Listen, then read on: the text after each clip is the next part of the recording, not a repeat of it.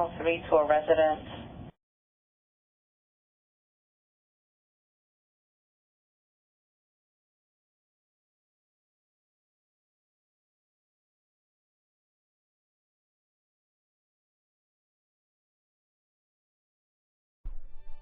Once we learned that it was an arson that started this fire, and then the medical examiners gave us the autopsy report to indicate that they didn't die in the fire, they were murdered prior to the fire starting.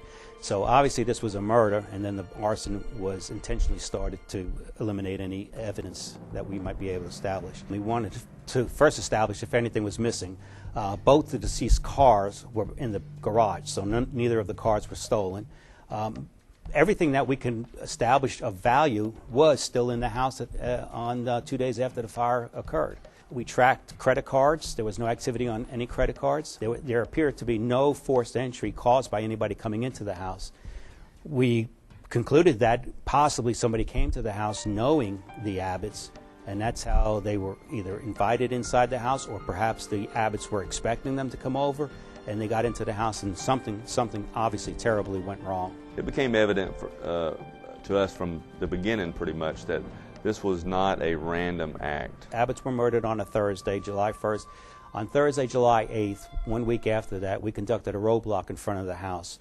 Lo and behold, we stopped a gentleman that was just passing by that day a week prior to. He was on his way to work about 8:15, 8:30, and just happened to see someone that he knows was at that house. And he came in and he did a composite sketch with our police artist, and that's what we distributed about several months after the fire.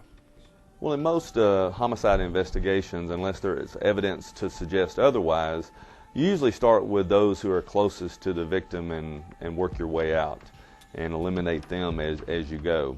We have also looked at the fact that there was arson involved. This is unusual.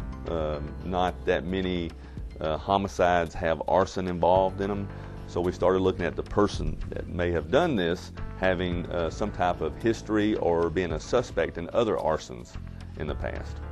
Well, first, when we look into something like this, we're looking for a motive. The only motive we can find right now, obviously revenge. We couldn't find anyone to say anything bad about the Abbotts.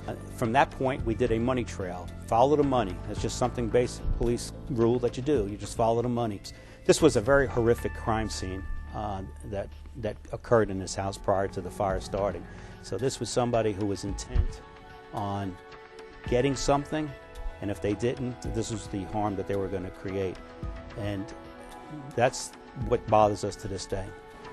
It doesn't seem to, the nightmare is not ending, so it's just learning to live with it. And then there's still so much unknown. So I've learned so much about how to just live one day at a time and not worry about what may happen. It's been a real strain on us. In most homicide cases, there are people who have information who may not even realize that the information they have is a key ingredient to the successful outcome of the case. Or they may be scared to come forward, depending on who's involved and what relationship they are to the person that's the suspect. If there's someone that knows anything at all that might be related to this case, that might be an answer to help the police figure it out, then just please try to help us. We want to find anybody that may have seen this person of interest that we had around outside the house. Maybe now it's people that have talked about it, and maybe they had seen something that day that to them may have been very minute. They didn't think to call the police because it fell into place for them. It made sense for seeing this person. But we still like to talk to that individual if they had seen something or someone at that house at that time, or even the day before. We're just trying to see anybody that had contact with the Abbotts prior to this happening. Just please help us fight. Just help us fight and resolve this. We're not dropping this case. We're going to continue to devote resources to catching the killer of the Abbotts.